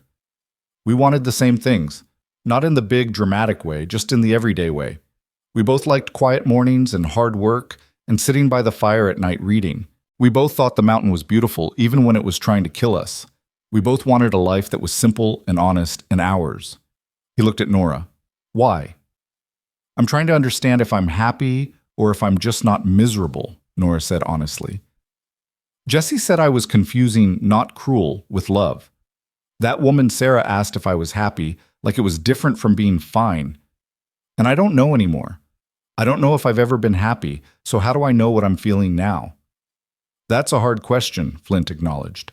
"But I think happiness feels like choosing, like every day you're picking this life instead of having it picked for you, like you're moving towards something instead of just away from something bad." "I don't know if I'm moving toward anything," Nora admitted. "I'm just here." "Then maybe it's time to figure out where you want to move toward," Flint said, "even if that's away from me." The next morning, Nora woke to find a packed saddlebag by the door and Flint's horse saddled and ready. "What's this?" she asked. "You're going to Coldwater," Flint said. "Alone. You'll stay with Sheriff Grant and his wife. I already sent word. You'll spend a week there, meet people, see what opportunities exist, figure out what kind of life you could build without me. Then you'll come back here and decide. You're sending me away? I'm giving you perspective, Flint corrected. You can't choose this life if you don't know what the alternative feels like. So go see the alternative. Then choose. Nora stared at him, torn between gratitude and terror. What if I don't come back? Then I'll know you made the right choice for yourself. Flint's voice was steady, but his eyes betrayed him. And I'll be sad, but I'll be glad you're living instead of just surviving. What if I do come back? Then I'll know you chose this, really chose it, and that'll mean everything. The ride down to Coldwater took 4 hours, and every mile Nora felt like she was riding toward a test she hadn't studied for. The horse Flint had given her was steady and calm, but her own heart raced with anxiety. What if she got there and realized she'd been fooling herself? What if staying with Flint had been cowardice dressed up as choice? Sheriff Grant met her at the edge of town, his face kind but curious. Miss Delaney, Flint sent word you were coming. My wife Mary's got a room ready for you. Thank you, Nora managed. You all right? You look pale. I'm fine, just nervous. About what? About finding out I've been lying to myself for 4 months, Nora said before she could stop herself. Grant studied her, then nodded slowly. That's honest, at least. Come on. Mary's dying to meet you. She's been ranting about men who don't know how to court proper since Flint's letter arrived. Mary Grant was a small, fierce woman with gray hair and sharp eyes who took one look at Nora and declared, "That man needs his head examined, sending you down here like a test subject. Come in, dear. Let's get you fed and settled." The Grants' house was warm and clean, full of the comfortable clutter of a long marriage. Mary fed Nora stew and fresh bread while asking pointed questions about life on the mountain. He treating you proper, not making demands or expecting things? He sleeps by the fire, Nora said. I sleep in the bed. We haven't. Good, Mary said firmly. Because if he'd bought you and bedded you without courting, I'd have Lucas ride up there and shoot him myself. It's not like that, Nora protested. We're not courting. I'm just working for him. For 4 months? Without pay until recently? Mary raised an eyebrow. Dear, that man's courting you. He's just doing it in the most backwards Flint Archer way possible. Over the next week, Nora lived in Coldwater and tried to imagine a life there. Mary introduced her to women who ran shops, families who needed help, ranchers looking for housekeepers. Everyone was kind, offering work and housing and possibilities. She met with the school teacher who needed an assistant, with the general store owner who needed help with bookkeeping, with a widow named Mrs. Chen who ran a boarding house and offered Nora a room and a job. All good options, all respectable, all infinitely safer than living alone in the mountains with a man who wasn't her husband. But every night, Nora lay in the Grants' guest room and felt like she was suffocating. The town was too loud, too crowded, too full of people who looked at her and saw that girl from the auction, no matter how kind they tried to be. She missed the quiet of the cabin, the smell of pine and wood smoke, the way Flint moved through space like he belonged to it. She missed Flint. On the 5th day, Jesse Doyle found her at the general store.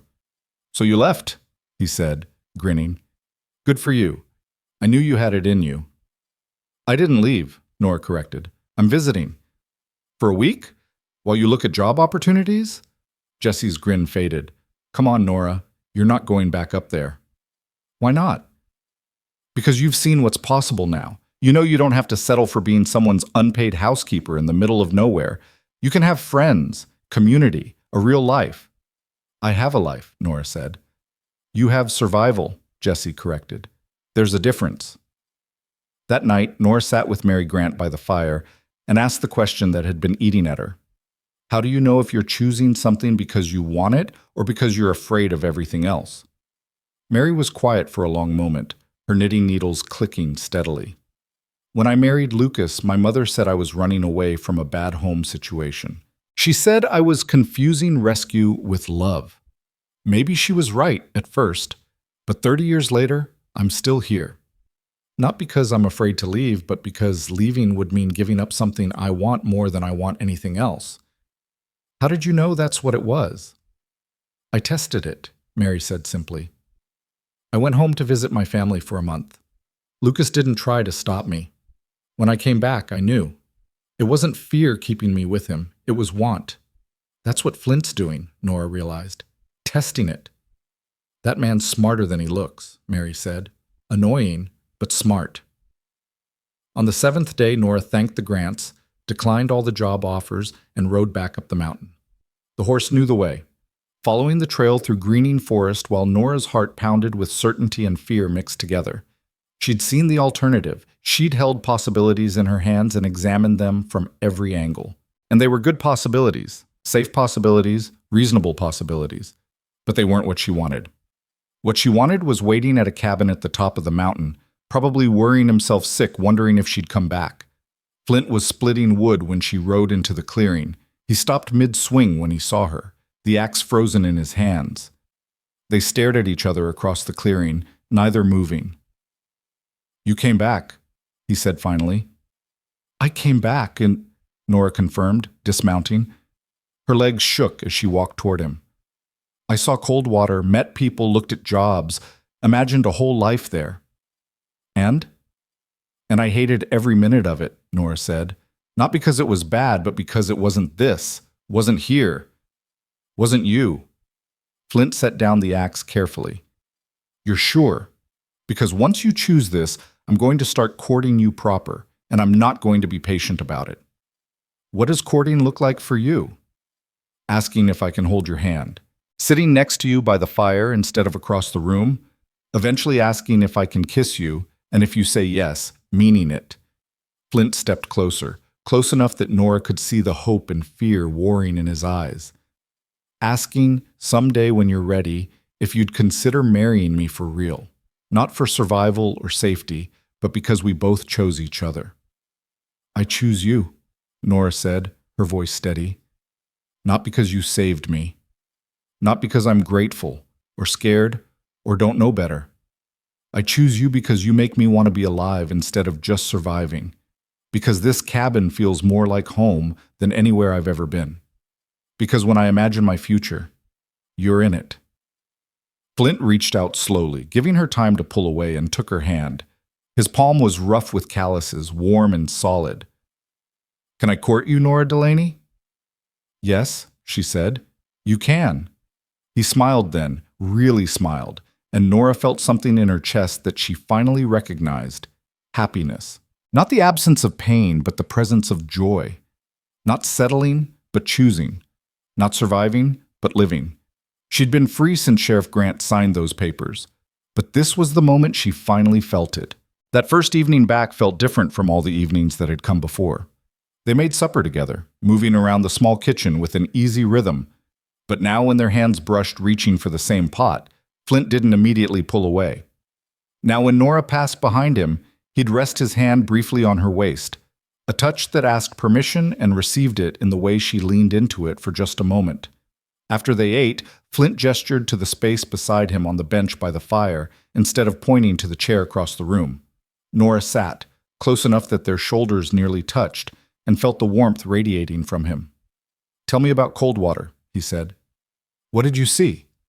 So Nora told him about the job offers, the boarding house, the school teacher who'd been kind, about Mary Grant's fierce protectiveness and Sheriff Grant's quiet approval, about Jessie Doyle's conviction that she was making a mistake coming back. "He might be right," Flint said quietly. "Down there you'd have security, community, respectability. Up here you've got a hermit who barely talks and winters that last forever." "Down there I'd have safety," Nora corrected. "Up here I have home." She looked at him. "There's a difference." Flint's hand found hers on the bench between them, his fingers threading through hers with a gentleness that made her throat tight. "I need you to understand something. I'm not good at this. At courting, at pretty words, at being what women expect. Evelyn used to say I was romantic as a fence post." "What did you say to that?" "That fence posts were honest and dependable, and that counted for something." A slight smile tugged at his mouth. She laughed and said I'd just proved her point. I don't need pretty words, Nora said. I need real ones. Then here's real. I'm 43 years old. I've been alone so long I've forgotten how to be otherwise. I'm set in my ways, I don't like people much, and this mountain is as social as I ever want to be. He turned to look at her fully. But with you here, the silence doesn't feel empty anymore. It feels like peace. And I want to build something with you that's ours, not just mine with you living in it. What does that look like? I don't know yet, Flint admitted, but I'd like to find out. Together. They sat by the fire until the logs burned to embers, hands clasped, shoulders touching, learning the shape of this new thing they were building. When Nora finally rose to go to bed, Flint stood too, still holding her hand. Nora, he said, his voice rough. Can I kiss you goodnight? Her heart hammered against her ribs. Yes. He leaned down slowly, giving her time to change her mind, and pressed his lips to her forehead. Gentle, chaste, over in a heartbeat. But the warmth of it lingered long after she'd climbed into bed, and when she finally slept, she dreamed of spring and growing things and futures she was choosing instead of enduring. Over the following weeks, Flint courted her with the same quiet determination he brought to everything else. He carved her a wooden comb and presented it awkwardly over breakfast. He picked wildflowers on his trapline rounds and left them on the table for her to find. He asked permission before taking her hand, before sitting close, before every small intimacy that built between them like a bridge from lonely to together. He also taught her more practical things. How to shoot his rifle, the kick of it against her shoulder and the satisfaction of hitting what she aimed at. How to read weather in the sky and animal behavior in the forest. How to make decisions that kept you alive when everything else wanted you dead. Why are you still teaching me to survive without you? Nora asked one afternoon as Flint showed her how to navigate by the stars. Because love shouldn't make you helpless, he said simply. I want you to stay because you want to, not because you can't survive leaving. There's no honor in being chosen by someone who has no other choice. It was the first time he'd used that word. Love. He said it casually, like it was a fact rather than a declaration, and Nora felt something in her chest expand and settle at the same time. Do you love me? She asked, needing to hear it clear. Flint looked at her in the gathering darkness, stars beginning to appear overhead. Yes, have for a while now. Didn't want to say it until I knew you felt free enough to hear it without obligation. I love you too, Nora said, and felt the truth of it all the way through. Not gratitude masquerading as love, not dependence dressed up pretty, just love, simple and real and hers to give. Flint pulled her close then, wrapping her in his arms, and they stood under the emerging stars while the world turned and the mountain kept its ancient watch, and everything felt exactly as it should be. June brought longer days and warmer nights. The garden Nora planted behind the cabin pushed green shoots through dark soil, and she found herself spending hours tending it, coaxing life from earth. Flint built her a better fence to keep the deer out, working shirtless in the sun while Nora pretended not to watch. You're staring, he said without looking up. You're worth staring at, Nora replied, surprising herself with her boldness. Flint straightened, wiping sweat from his forehead, and grinned. Keep talking like that, and I'm going to start thinking you actually like me. I more than like you, Nora said. I thought we'd established that. Doesn't hurt to hear it again. Travelers came through regularly now, stopping for water or directions or just company. They'd see Flint and Nora working together, the easy way they moved around each other, and most would smile and ask the inevitable question. You two married?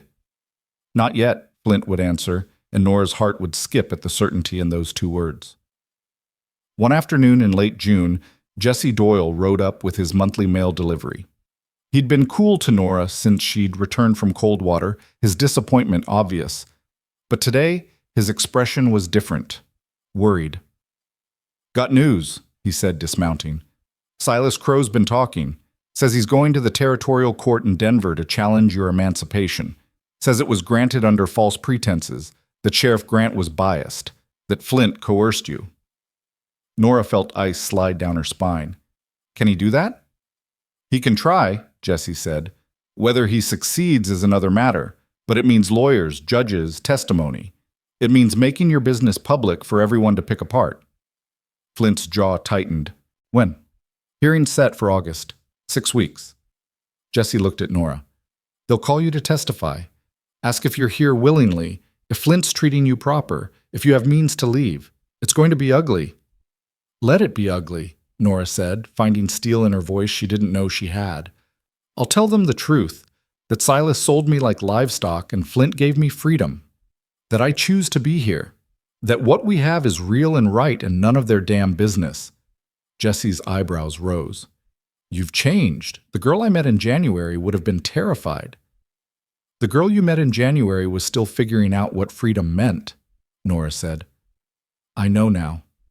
After Jesse left, Flint and Nora sat at the table, the weight of this new threat settling heavy between them. We could run, Flint said. Be in Canada before anyone knew we were gone. Start over where Silas can't reach. Or we could fight, Nora countered. Stand up and tell the truth, and trust that justice means something. Justice means whatever the judge decides it means, and judges are just men with biases and bad days. So we run forever? Live looking over our shoulders? Nora shook her head. I'm done running, Flint. From Silas, from my past, from people's judgment. I want to stand and fight for the life we're building. It's a risk. Living is a risk, Nora said. I'd rather risk everything for something real than spend my life hiding from something true. Flint studied her across the table, something like pride warming his eyes. When did you get so brave? When I had something worth being brave for. They spent the next 6 weeks preparing. Sheriff Grant rode up to take Nora's statement, documenting everything Silas had done to her over the years. Mary Grant came too, coaching Nora on how to testify, what to say, and what to leave unsaid. They'll try to make you look desperate or simple, Mary warned. They'll suggest Flint took advantage of your vulnerability. You need to be clear that you had options and chose this one deliberately. I did choose deliberately, Nora said. Then you show them that. Head high, voice steady, no apologies for living your life. Flint taught her to ride better, to handle money, to conduct business, building evidence of her competence, her independence, her ability to choose her own path. He opened a bank account in her name and deposited half his earnings from the season's pelts. This is yours, he said. Your money, your security. If the court rules against us, you'll have means to survive whatever comes next. I don't want to think about surviving without you, Nora said. Neither do I. But we prepare for the worst and hope for the best. The night before they left for Denver, Flint pulled Nora outside under a sky thick with stars. The summer air was warm, filled with the sound of crickets and nightbirds, and everything felt balanced on the edge of something momentous. Whatever happens tomorrow, Flint said, I want you to know something. Meeting you, buying your freedom, watching you grow into yourself, it's been the best thing I've done with my life. Better than any pelts sold or any winter survived. You made me remember what it felt like to be alive. You gave me a reason to want to be alive, Nora said. That's worth more than you know. Flint reached into his pocket and pulled out a small carved box. I made you something. Was going to wait until this court business was settled, but I figure you should have it now, either way. Inside the box was a ring, simple, handmade, silver metal wrapped with delicate wood carving. It fit the style of everything Flint made, honest, beautiful, clearly crafted with patience and care. It's not fancy, he said, suddenly nervous, but it's real. And if you'll have me, Nora Delaney, I'd like to marry you. Not because of the court or what people think, but because I love you and I want to build a life with you that's ours from the start. No obligation, no debt, just choice.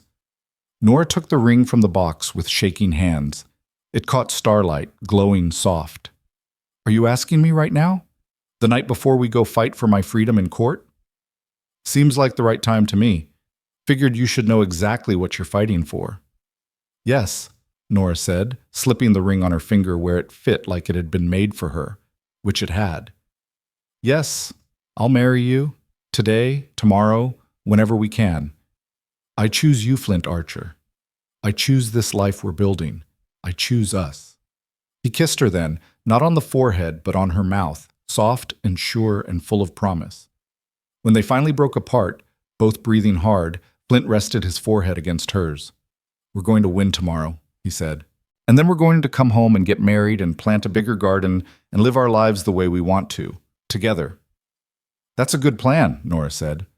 I like that plan. They rode to Denver the next morning, a 2-day journey that took them down from the mountains into the sprawling territorial capital. The city was overwhelming, crowded, loud, full of people and noise and commerce that made Nora's head spin. But Flint stayed close, his presence a steady anchor in the chaos. The courthouse was an imposing stone building that spoke of law and order and men deciding the fates of people they'd never meet. Inside, the air was thick with tobacco smoke and the smell of too many bodies in too small a space. Nora saw Silas immediately, his hand wrapped in bandages, flanked by a lawyer who looked as cheap as his suit. "There she is," Silas said loudly as they entered. "My niece, who this man stole from me." "I'm not your property to steal," Nora said clearly, and several heads turned. The courtroom was wood-paneled and formal, with a judge's bench that looked down on everyone like God's own judgment seat. Judge Marcus Halloway turned out to be a thin man with gray hair and sharp eyes who looked deeply annoyed at having to adjudicate what he clearly saw as a domestic squabble. "Let's make this quick," he said after everyone was seated. "Mr. Crow, you're challenging the emancipation of Miss Nora Delaney on what grounds?" Silas's lawyer stood, smoothing his cheap suit. "Your Honor, the emancipation was granted under false pretenses. My client was coerced into selling Miss Delaney's labor at a public auction while inebriated. Additionally, Sheriff Grant was biased in favor of Mr. Archer and granted emancipation without proper investigation into Miss Delaney's true circumstances.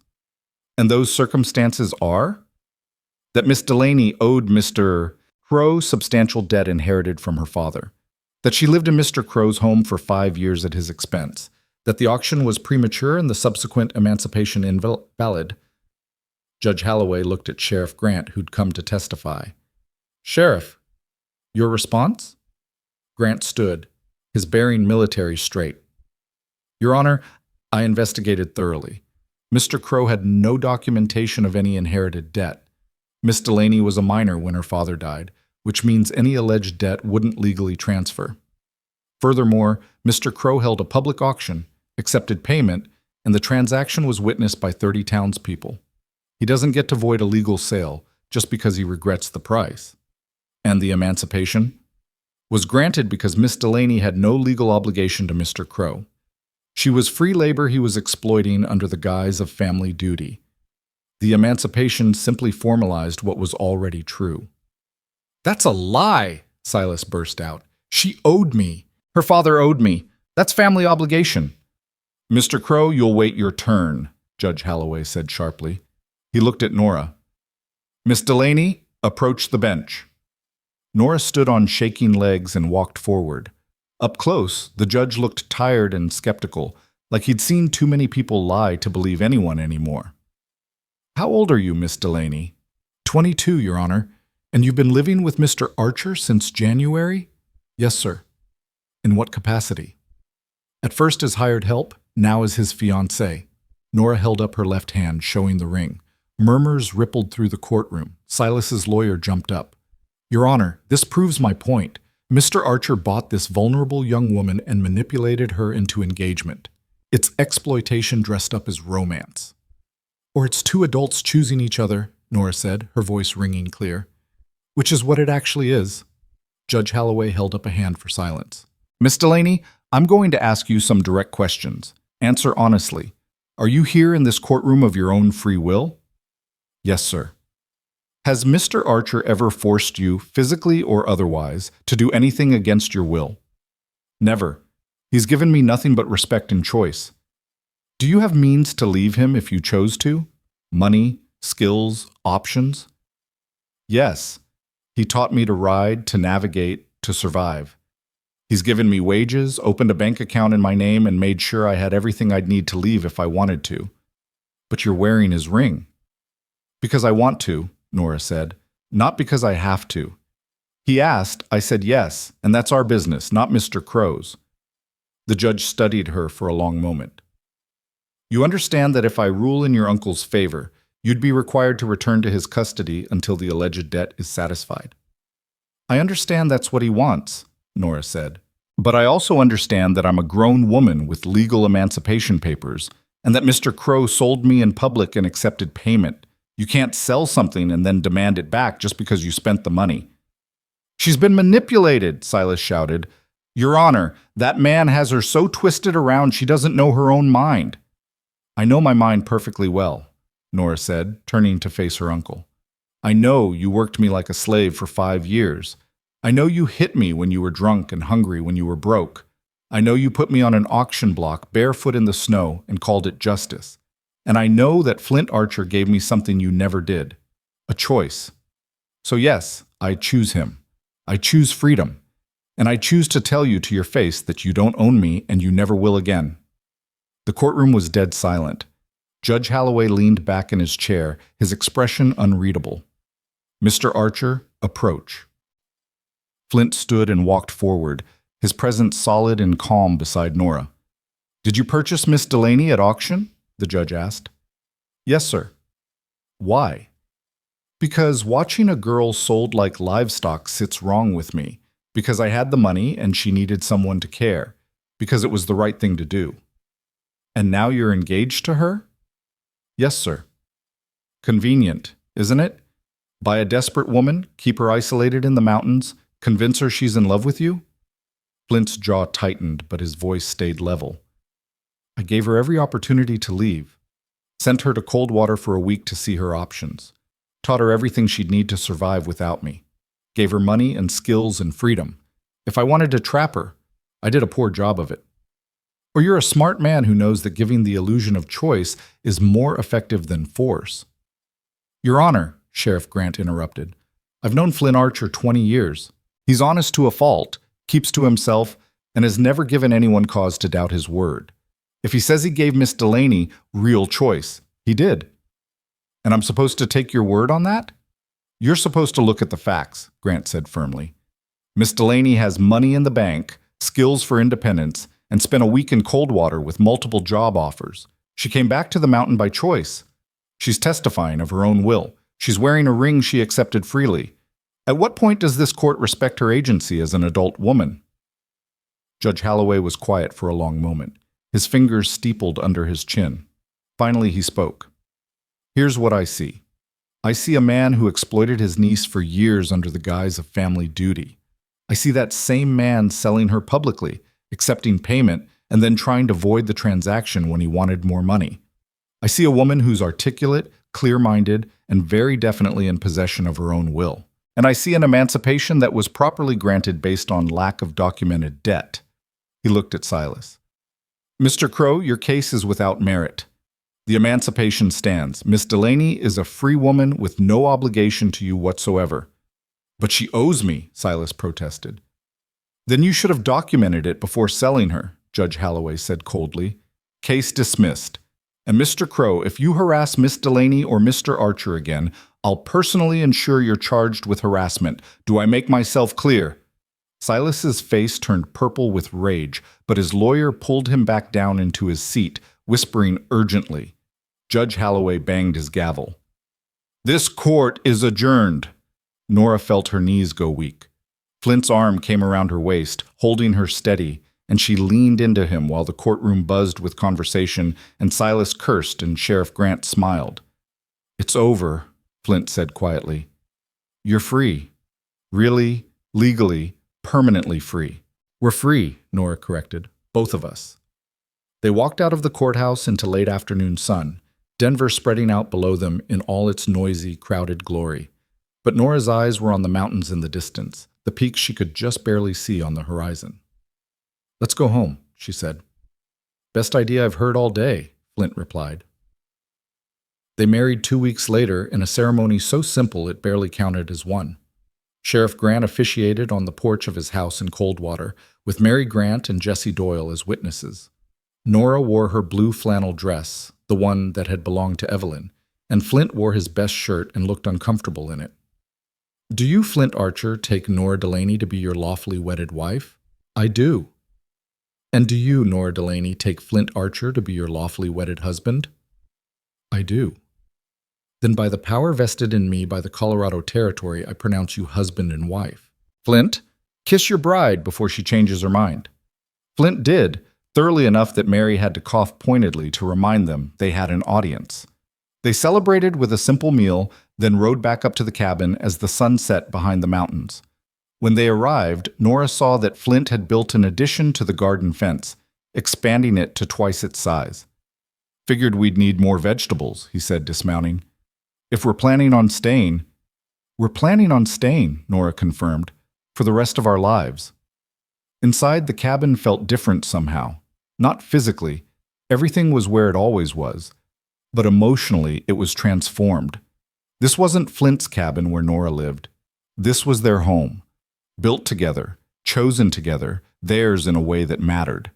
That night, they moved Flint's bedroll from by the fire to the bed they would now share. It felt momentous and ordinary all at once, this claiming of space and future and each other. "Are you nervous?" Flint asked as they lay in the darkness, his hand finding hers. "A little," Nora admitted, "but not scared. There's a difference." "There is."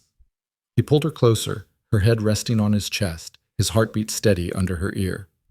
"We'll figure it out as we go, like everything else." "That's a good plan," Nora said, echoing their conversation from weeks ago. "I like that plan." They fell asleep like that, wrapped around each other, and for the first time in Nora's entire life, she didn't wake from nightmares of auction blocks and chains and men who saw her as property. She dreamed instead of gardens and mountains and a future she was building with her own hands. Summer turned to fall, the aspen leaves blazing gold against evergreen, and Nora's garden produced more than they could eat. She learned to can and preserve, filling the root cellar with jars of vegetables and jam that would see them through the winter. Flint taught her to cure meat and smoke fish, and she taught him that bread tasted better when you added herbs from the garden. They worked side by side, partners in every sense, building a life that was simple and hard and utterly theirs. When winter came again, fierce and unforgiving, they faced it together. When spring returned, they planted a bigger garden and talked about maybe adding chickens, maybe a cow, maybe someday a child if that's what life brought. Jesse Doyle still rode up monthly with the mail, but he'd stopped offering rescue and started bringing wedding gifts instead. Coffee from Denver, fabric from a traveling merchant, books from families heading west who needed to lighten their loads. "You two look happy," he said one afternoon in late summer, watching Flint and Nora work together to repair the barn roof. "We are," Nora said simply. "I was wrong about you," Jesse admitted. "Thought you were settling for safety. Didn't realize you were choosing love." "Took me a while to realize it too," Nora said, "but sometimes the best things are the ones you have to grow into understanding." News filtered up from Coldwater occasionally. Silas had left town, run out by shame and debt and the scorn of people who'd finally seen him for what he was. Pete Hollis's wife had divorced him and married a banker from Denver. The town was growing, changing, becoming something new. But the mountains stayed the same, ancient and patient, and Nora was content to let the world turn while she built her life in the quiet spaces between peaks and sky. One evening in September, a year after the court case, Nora stood outside watching the sunset behind the mountains. The air smelled of pine and approaching winter, and somewhere in the distance she heard the call of an eagle. Flint came up behind her, wrapping his arms around her waist and resting his chin on her shoulder. "What are you thinking about?" he asked. "About how far I've traveled," Nora said. "Not in miles, but in everything else. About being that girl on the auction block and becoming this woman who chose her own life." "Any regrets?" "Not a single one." She turned in his arms to face him. "You gave me freedom, Flint. But more than that, you gave me time to figure out what to do with it. That's worth more than you know." "You did the same for me," he said. "Gave me a reason to stop hiding and start living." They stood like that as darkness fell and stars emerged, two people who'd been broken and lost finding wholeness in each other. Not because they needed rescuing, but because they'd chosen to build something together that was stronger than what they'd been alone. In the years that followed, people would tell the story of the girl sold at auction and the mountain man who bought her freedom. Some versions made it a fairy tale, others a cautionary tale.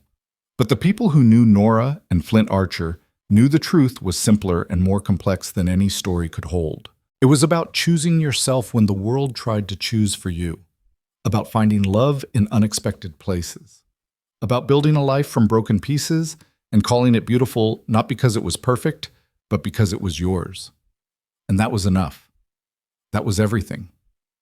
Years later, when travelers would stop at the cabin and ask about the woman who lived there, they'd see Nora working her garden, her hands strong and capable, her face peaceful.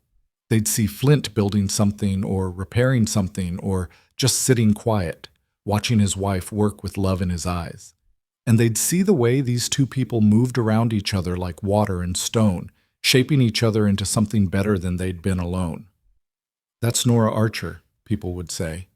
They say she was sold at auction once, but she's not the woman who was sold anymore. She's the woman who came down from the mountain with fire in her eyes and her future in her own hands. And Nora, hearing this, would smile and think, not down from the mountain, up to it. This is where I chose to climb. This is where I chose to stay. This is home.